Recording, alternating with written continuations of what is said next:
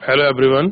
आप सब कैसे हैं? मैं उम्मीद करता हूं कि बहुत अच्छे होंगे और अपनी पढ़ाई को बहुत अच्छे से कर रहे होंगे। मैं Akash Kumar Bhadana ICT virtual classroom में आपका बहुत बहुत स्वागत करता हूं मेरे प्यारे बच्चों। जैसा आपको पता है 10th क्लास है और हम लोग देख रहे हैं भारत और समकालीन विश्व। इसी के अंतर्गत बच्चों हम लोग अब तक इसके अंतर्गत बहुत सारी चीज़ों को आपका देख चुके हैं। और जैसे कि चैप्टर आपको पता है भूमंडलीकृत विश्व का बनना, कि हमारा ग्लोबलाइज हम लोग कैसे हुए, क्या उसकी कहानियां रही हैं, क्या क्या चीज़ें हैं, उन सभी चीज़ों को हम लोग बहुत अच्छे से आपका देख रहे थे, हम उनकी बात कर रहे थे। कल हमने यूनिट शुरू की थी आपकी 2.2 तकनीकी विकास को हम लोग आपका देख रहे थे।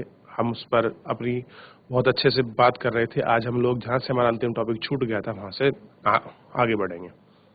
अगर आपने जो भी अब तक इसके लेक्चर हुए हैं, कोई भी चीज़ ऐसी है जो आपको समझ नहीं आई है, किसी प्रकार का आपका डाउट है, कोई चीज़ आपको समझ नहीं आ रही, किसी प्रकार का आपका प्रश्न है बच्चों चैप्टर से संबंधित, तो कोई भी स्कूल का कोई भी बच्चा लाइव जुड़कर चैट के माध्यम से आप अपना प्रश्न, अपना डाउट हम तक अपना पहुंचा सकते हैं, हमसे पूछ सकते हैं।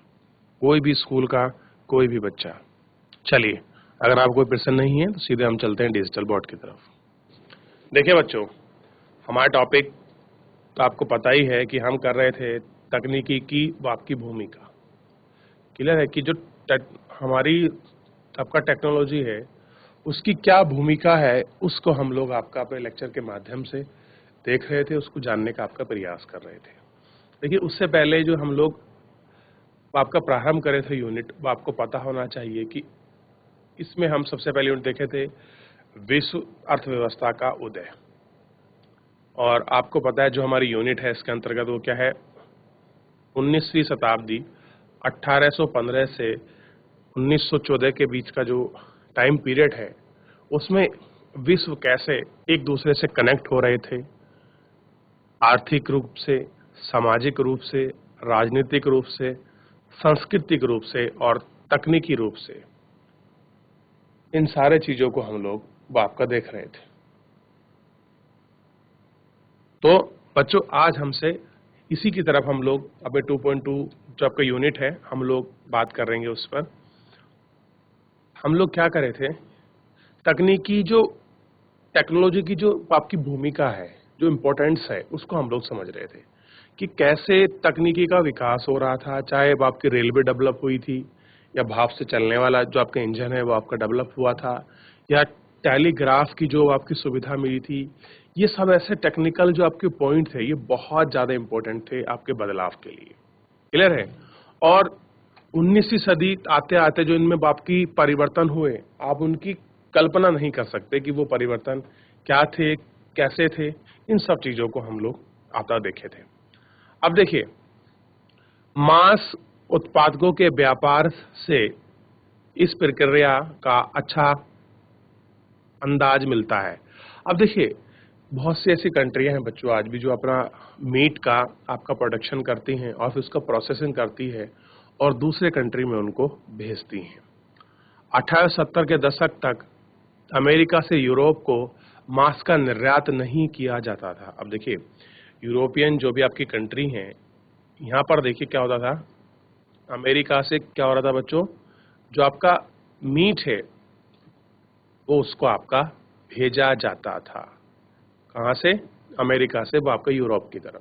क्योंकि आप देखिए, यूरोप में जो है उस समय आपका मीट प्रोडक्शन इतना अच्छा नहीं था, तो वो लोग कहाँ से ट्रेड करते थे, आपका अमेरिका से वो आपका ट्रेड करते थे। आज भी देखिए, विश्व में बहुत सारे ऐसे कंट्री हैं जो आपका क्या है, मीट के रूप में जानी जाती हैं, मीट की मंडियां हैं वर्ल्ड में। क्लियर है? जिस तरह से हम लोग खाद्यान्न चीजों का आपका ट्रांसपोर्ट करते हैं, एक देश से दूसरे देश भेजते हैं, उसी तरह से विश्व में भी आपका मीट का आपका प्रोडक्शन होता है। मीट के प्रोडक्शन में आपका फिशरीज हो सकती है, जो आपका मत्स्य पालन संबंधित है, जो आपकी मछली वगैरह है, पिग है, और बहुत सारे जो अलग अलग जो एनिमल हैं, जैसे जहाँ जिसकी डिमांड है उसी के अनुसार उनको उस कंट्री में आपका सप्लाई किया जाता है आज भी।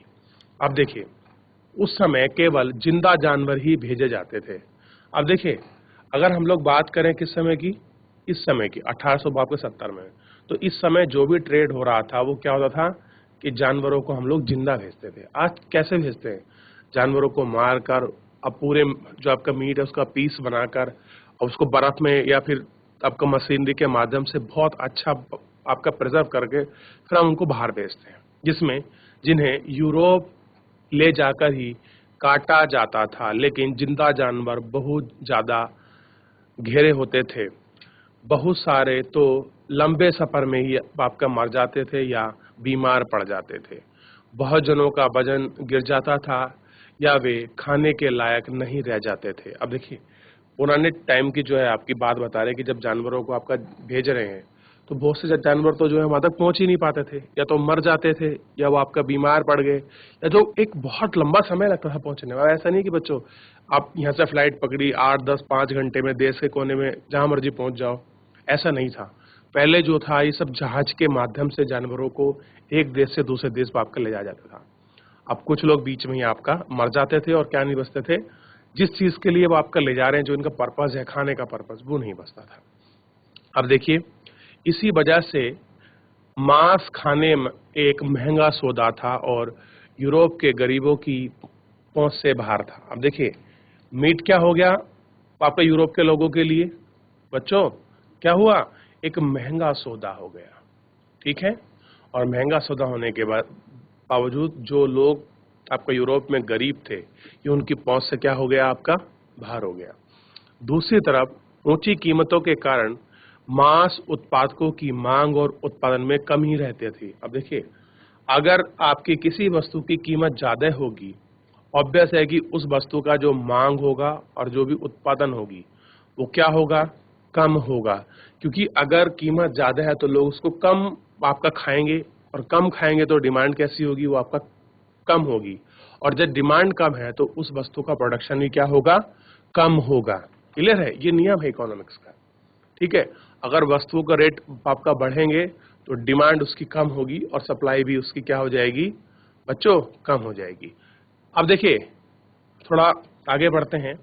नई तकनीकी के आने पर यह स्थिति आपका बदल गई, और जैसे नई टेक्नोलॉजी आई तो ये जो स्थिति थी, जो आपकी कंडीशन थी, ये चेंज हो गई। अब देखो, चेंज जो है आपकी कैसे हो रही, पानी के जहाजों में रेफ्रिजरेशन की तकनीक स्थापित कर दी गई। अब देखिए, जो पानी के जहाज हैं उनमें क्या कर दिया गया आपका, जो आपका रेफ्रिजरेटर होता है उसकी टेक्नोलॉजी को स्टेब्लिश कर दिया गया, जिससे जल्दी खराब होने वाली चीज लंबी यात्रा पर ले जा सकते थे। अब जो चीज 10, 15 दिन 20 दिन में खराब होनी थी, अब उसको प्रिजर्व कर कर अब बहुत लंबे समय तक हम उसको ले जा सकते थे। क्लियर है बच्चों। अब देखिए, आप एक छोटा सा एग्जांपल समझिए। आपके घर में फ्रीज है, फ्रीज का प्रयोग हम लोग क्यों करते हैं, ताकि जो हमारा खाना है जो खराब होने वाला है, हम उसकी प्रिजर्वेशन दर है, हम उसको कांस्टेंट कर देते हैं, स्थिर कर देते हैं, ताकि जिस रेट से वो खाना खराब होगा वो दर बहुत स्लो हो जाए। ऐसा नहीं कि फ्रिज में रखने वाला खाना अब आपका खराब नहीं होता, एक उसका टाइम पीरियड होता है, जिस टाइम पीरियड पे वो आपका क्या होता है बच्चों, आपका खराब हो जाता है। लेकिन फ्रीज में अगर मान लीजिए आपने दाल या सब्जी रखी है तो वो शायद बाहर आपको 2 दिन में खराब हो जाए। सर्दी के टाइम में तो 2 दिन आपका चल जाती है, गर्मी में तो मतलब 10 घंटे पकड़ना भी भारी है। लेकिन फ्रीज में रखने के बाद वो ड्यूरेशन 1 हफ्ता 15 दिन तक शिफ्ट हो जाती है। तो इसी तरह से मीट का था कि जो मीट पहले आपका 3-4 दिन में खराब हो रहा था, अब उसको फ्रीज में आपका प्रिजर्व कर दिया जहाज में, और बहुत लंबे समय तक उसको आपका प्रिजर्व करके उसको बाहर ले जा रहे थे। अब तो जो ये जानवरों का काम था कि जो जानवर भेजा थे जिंदे, अब वो काम पापा खत्म हो गया। क्यों? क्योंकि जैसे ही नई टेक्नोलॉजी का विकास हुआ, उस विकास की वजह से ही ऐसा हुआ। ठीक है, देखिए, कोई भी तकनीकी जो है, जो आपका ट्रांसफर होती है, उस तकनीकी का बहुत बड़ा आपका इम्पोर्टेंस होता है, और वो तकनीकी आपका इस आप ग्लोबलाइजेशन के कारण ही आपके पूरे विश्व में आपका सेटअप हो जाती है। आगे देखिए, इसके बाद तो जानवरों की यात्रा से पहले ही मर जाने लगा। अमेरिका, ऑस्ट्रेलिया, न्यूजीलैंड सब जगह से जानवरों की बजाय उनका मांस ही यूरोप भेजे जाने लगा। अब क्या हो गया, अब आपको अगर आपको कोई जानवर आपको भेजना है तो आप उसका मीट ही भेजेंगे, उसको जिंदा नहीं भेज सकते। चाहे अमेरिका हो, ऑस्ट्रेलिया हो, न्यूजीलैंड हो, इन सब जगह से जो आपका मांस था हम कहाँ भेजते थे उसको बच्चों, आपका यूरोप भेजते थे।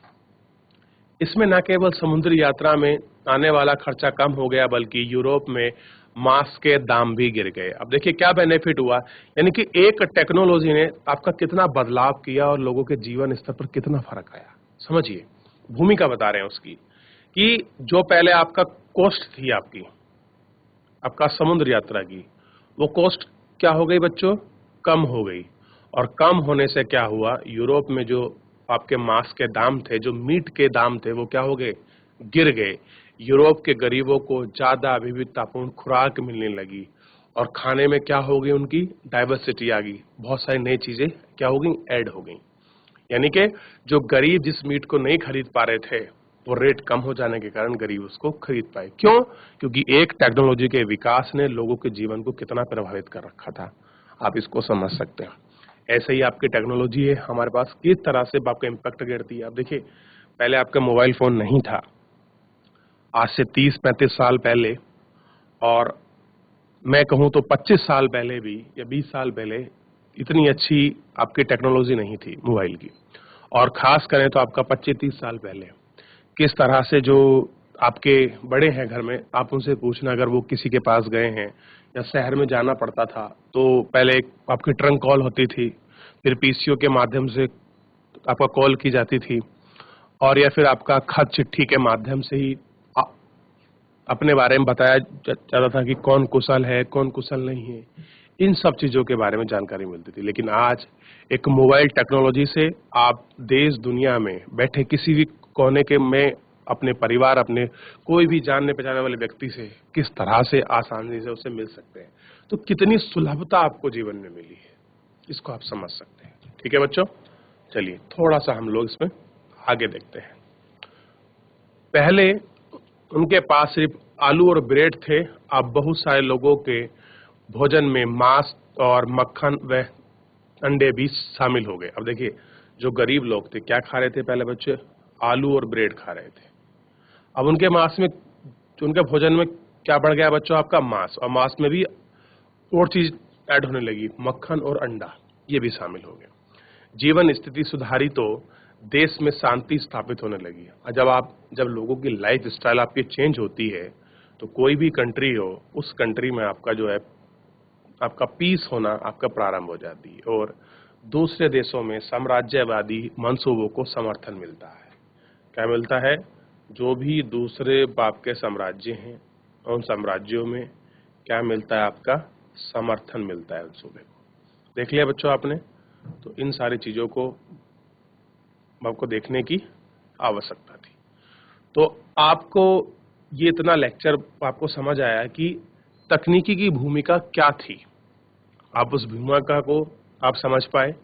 कोई ऐसा बच्चा हो जो इस तकनीकी भूमिका को आपको बताना चाहता हो, या कोई और पॉइंट है जो उसने रिवीजन किया हो वो उसको बताना चाहता हो, तो कोई भी स्कूल का कोई भी बच्चा जुड़कर अपनी बात रख सकता है और वो आपका बता सकता है। चलिए आगे बढ़ते हैं। तो हमने तकनीकी विकास को देखा कि आपका किस प्रकार से, अगर एक आपकी तकनीकी आपकी बढ़ती है, तो आपका लोगों के जीवन में किस प्रकार से आपका सुधार होता है, ये हमको समझने की आवश्यकता है। अब देखिए बच्चों, ध्यान देना है हमको, एक चित्र हमको दिखाया गया है उस समय का, कि जिस समय इस तरह से आपका मीट का ट्रेड होता था, तो कितने जानवर रखे हुए हैं और किस तरह से उनको ले जाया जा रहा है, ये सारी चीज है। वो आपका चित्र दिखाया हमको बाजार का, ये हमको थोड़ा सा आपका समझने की आवश्यकता है। देखिए, मेलों में किसान अपने पालतू जानवर पालते थे और वहां उन्हें खरीद फरोख्त की जाती थी। क्लियर है? इस तरह से सारी चीजों को आपका दिखाया गया है। देखिए, आज भी विश्व में जो है, अगर मैं बात करूं बच्चों, तो मीट की खपत बहुत ज्यादा है, मांस की खपत बहुत ज्यादा है, क्योंकि जो आपके ठंडे प्रदेश हैं जहां पर आपकी बर्फबारी बहुत ज्यादा होती है, वहां के लोग अपनी बॉडी के टेम्परेचर को मेंटेन रखने के लिए और अपने खान पान को अच्छा रखने के लिए वो लोग क्या करते हैं, अपनी डाइट में मीट का आपका प्रयोग करते हैं, ताकि उनको प्रोटीन, जो भी चीजें वहां उनको प्रॉपर चाहिए उनकी बॉडी के लिए, वो उनको मिलती रही है। ठीक है, चलिए थोड़ा सा आगे बढ़ते हैं। हमारी नई यूनिट है इसमें, आपका 3.2, ध्यान रखें सभी बच्चे, और हम लोग इसको बहुत अच्छे से देखेंगे। और जो भी हम लोग आपका पुराना अब तक पढ़ चुके हैं बच्चों, आप लोग उसको बहुत अच्छे से रिवीजन कर लीजिए, आपकी परीक्षा के लिए ज़्यादा इम्पोर्टेंट है। आगे देखते हैं। 19वीं सदी के आखिर में उपनिवेशवाद। अब जब 19वीं सदी आई और उसका जो अंतिम समय तक हम लोग आपका पहुंच रहे हैं, तो उसमें उपनिवेशवाद को समझाया जाएगा कि उपनिवेशवाद क्या होता है। अब देखिए, सबसे पहले आप लोग थोड़ा इसको समझिए उपनिवेशवाद को। जब ब्रिटिशर लोग भारत में आए, अंग्रेज भारत में आए, तो वहां आकर आपका रहने लगे। सबसे पहले उन्होंने क्या काम किया, आपका ट्रेड करने के लिए वो आए थे, अपना व्यापार करने के लिए, और उन्होंने हल्के हल्के भारत को अपना उपनिवेश बना लिया। और कंडीशन ये हुई कि हम लोग 200 साल तक अंग्रेजों के गुलाम रहे। देखिए, उपनिवेशवाद में क्या होता था, जो आपके ब्रिटेन की जो आपका थ्योरी थी, ये किसी देश में जाकर वो आपका बस जाते थे, वहाँ का शासन प्रशासन को अपने हाथ में लेते थे, और वहाँ जितना भी आपका कच्चा माल होता था, रॉ मटेरियल, उसको आपका कहाँ भेजते थे, वापस अपने देश इंग्लैंड भेजते थे। वहाँ से वो मैन्युफैक्चरिंग होकर नया प्रोडक्ट बन के वो सारा सामान आपका भारतीय बाजारों में आता था और सस्ते दामों पर बेचा जाता था, जिनसे उन्हें क्या होता था, डबल आपका प्रॉफिट होता था। और यही है उपनिवेशवाद। उपनिवेशवाद के अंतर्गत किसी के हितों को, किसी की जिम्मेदारियों को और किसी के धार्मिक चीजों को कोई मतलब नहीं होता। उपनिवेशवाद के अंतर्गत जो आपके ब्रिटिशर थे, केवल उनको अपने प्रॉफिट, अपने लाभ, अपने ट्रेड से ही मतलब था। क्लियर है बच्चों? चलिए आगे देखते हैं। 19वीं सदी के आखिरी दशक में व्यापार बढ़ा और बाजार तेजी से फैलने लगे।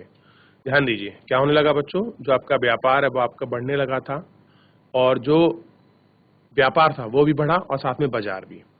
यह केवल फैलते व्यापार और संपन्नता का ही दौर नहीं था, हमें इस प्रक्रिया के शैस्य पक्ष में नजरअंदाज करना भी चाहता था। व्यापार में इजाफे और विश्व अर्थव्यवस्था का के साथ निकटतम एक परिमाण यह हुआ कि दुनिया के बहुत सारे भागों में स्वतंत्रता और आजीविका के साधन छिनने लगे। 19वीं सदी के आखिरी दशकों में यूरोप की विजय से बहुत सारे कष्टदायक आर्थिक, सामाजिक और पारिस्थितिकी परिवर्तन आए और औपनिवेशिक समाज में विश्व अर्थव्यवस्था को सहमित कर दिया।